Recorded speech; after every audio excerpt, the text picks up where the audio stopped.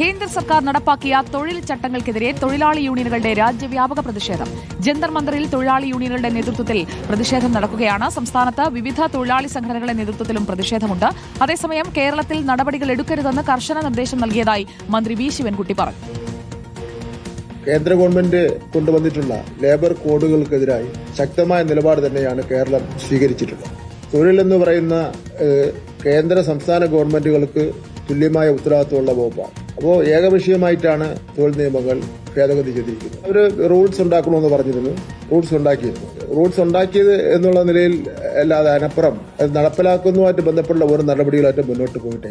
ഞാൻ ഇന്ന് 10 മണിക്ക് വീണ്ടും ലേബർ ഡിപ്പാർട്ട്മെന്റ് യോഗം ചേരുന്നുണ്ട്.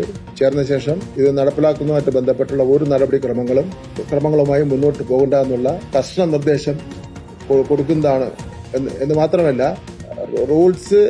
കരട് റൂൾസ് ആണെങ്കിൽ പോലും ആ കരട് റൂൾസ് ഗവൺമെന്റ് അംഗീകരിക്കുന്നില്ല എന്നുള്ള കാര്യം കൂടി ഉദ്യോഗസ്ഥന്മാരെ ബോധ്യപ്പെടുത്താൻ വേണ്ടി തീരുമാനിച്ചിട്ടുണ്ട്. ആദിൽ പാലോട് നമുക്കൊപ്പം ചേരുകയാണ്. ആദിൽ പാലോട്, ദില്ലി ജന്തർ മന്ദറിലടക്കം പ്രതിഷേധം കടുക്കുകയല്ലേ? തൊഴിൽ ചട്ടങ്ങളിലെ പ്രതിഷേധം എങ്ങനെ പോകുന്നു രാജ്യവ്യാപകമായി?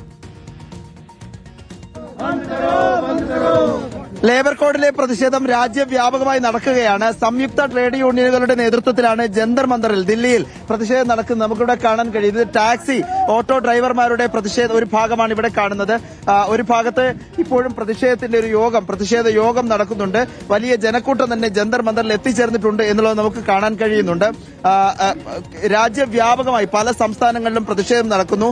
തൊഴിലാളികളുടെ തൊഴിൽ സുരക്ഷ ഇല്ലാതാകും എന്നുള്ളതാണ് പ്രധാനപ്പെട്ട ആശങ്ക. പുതിയ കോഡ് പ്രകാരം 300 വരെ തൊഴിലാളികളുള്ള സ്ഥാപനത്തിൽ മാത്രമേ സർക്കാരിന്റെ അനുമതിയോടുകൂടി തൊഴിലാളികളെ പിരിച്ചുവിടേണ്ട സാഹചര്യമുള്ളൂ. കുറഞ്ഞ തൊഴിലാളികളാണെങ്കിൽ മുതലാളിക്ക് തൊഴിലുടമയ്ക്ക് വളരെ വേഗം പിരിച്ചുവിടാനാകുന്ന സാഹചര്യമുണ്ട്. അങ്ങനെ നിരവധി പ്രശ്നങ്ങൾ ഉന്നയിച്ചുകൊണ്ടുള്ള പ്രതിഷേധമാണ് ജന്തർ മന്ദറിൽ പുരോഗമിക്കുന്നത്. ഇവിടെ മലയാളി കൂടിയായ കിസാൻ സഭയുടെ നേതാവ് പി കൃഷ്ണപ്രസാദ് ഉണ്ട്. എങ്ങനെയാണ് പ്രതിഷേധം മുന്നോട്ട് പോകുന്നത്? രാജ്യവ്യാപകമായി ഇന്ന് പ്രതിഷേധം ശക്തമായി തുടരുകയാണ്. ഒന്ന്, ഇത് വളരെ വ്യക്തമാണ്. ഈ ഗവൺമെന്റ് ഇപ്പോൾ ലേബർ കോഡ് പ്രഖ്യാപിച്ചു. വലിയ പ്രചരണമാണ് ലേബർ കോഡുമായി ബന്ധപ്പെട്ടുകൊണ്ട്. രാജ്യവ്യാപകമായി പ്രതിഷേധം ഇതേ സമയം നടക്കുകയാണോ പലയിടങ്ങളിലും? അതെ, ഇന്നിപ്പോ രാവിലെ ആസാമിൽ നിന്നും കാശ്മീർ, ഛത്തീസ്ഗഡ് ഫാക്ടറി ഗേറ്റുകളിൽ നൂറുകണക്കിന് തൊഴിലാളികൾ പുറത്തിറങ്ങി പ്രതിഷേധിക്കുന്ന ഫോട്ടോസ് എല്ലാം ഞങ്ങൾ നിങ്ങളുടെ പ്രസ് ഗ്രൂപ്പുകളിലെല്ലാം തന്നിട്ടുണ്ട്.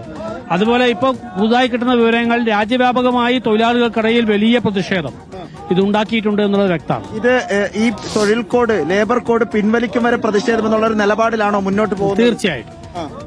അതായത് വലിയ പ്രതിഷേധങ്ങളുണ്ടാവും. അതായത് ഇപ്പൊ ട്രേഡ് യൂണിയന്റെ 10 സംഘടനകൾ, അതിൽ INTUC ഇന്ത്യയിലെ ഏറ്റവും വലിയ സംഘടനകളൊന്നാണ്.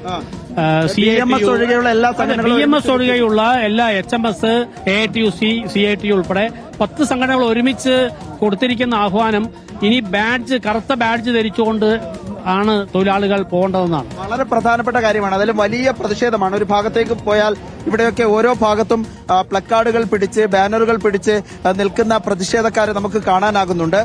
ജന്തർ മന്ദറിലെ കാഴ്ചയാണിത്. കുറച്ച് പോലീസ് അധികം വിന്യാസവും ഇവിടെ നമുക്ക് കാണാനാകുന്നുണ്ട്. ഏതായാലും പുതിയ നിയമപ്രകാരം 12 മണിക്കൂർ വരെ ജോലി സമയം അനുവദിക്കുന്നു എന്നുള്ളതാണ്. ആവശ്യമായ സുരക്ഷാ സംവിധാനങ്ങളില്ലെങ്കിൽ തൊഴിലാളികളെ ചൂഷണം ചെയ്യപ്പെടാനുള്ള സാധ്യതയുണ്ട് എന്നിങ്ങനെ വിവിധ ആരോപണങ്ങളാണ്. ഈ പുതിയ ലേബർ കോഡ് മൂലം തൊഴിലാളികൾക്കെതിരായ നീക്കമാണ് കേന്ദ്ര സർക്കാർ ലക്ഷ്യം വെക്കുന്നത് എന്നതാണ്. ട്രേഡ് യൂണിയനുകൾ രൂപീകരിക്കുന്നതിൽ ചില നിയന്ത്രണങ്ങളുണ്ട്. ഏതായാലും വലിയ പ്രതിഷേധം ഇപ്പോൾ ജന്തർ മന്ദറിൽ നമ്മൾ കാണുകയാണ്. രാജ്യത്തിന്റെ വിവിധ ഇടങ്ങളിൽ സമാനമായ പ്രതിഷേധം ഇതേ സമയം തുടരുകയാണ്. ജന്തർ മന്ദറിൽ നിന്നുള്ള വിവരങ്ങളാണ് ആദിൽ പാലോട് തത്സമയം പങ്കുവച്ചത്.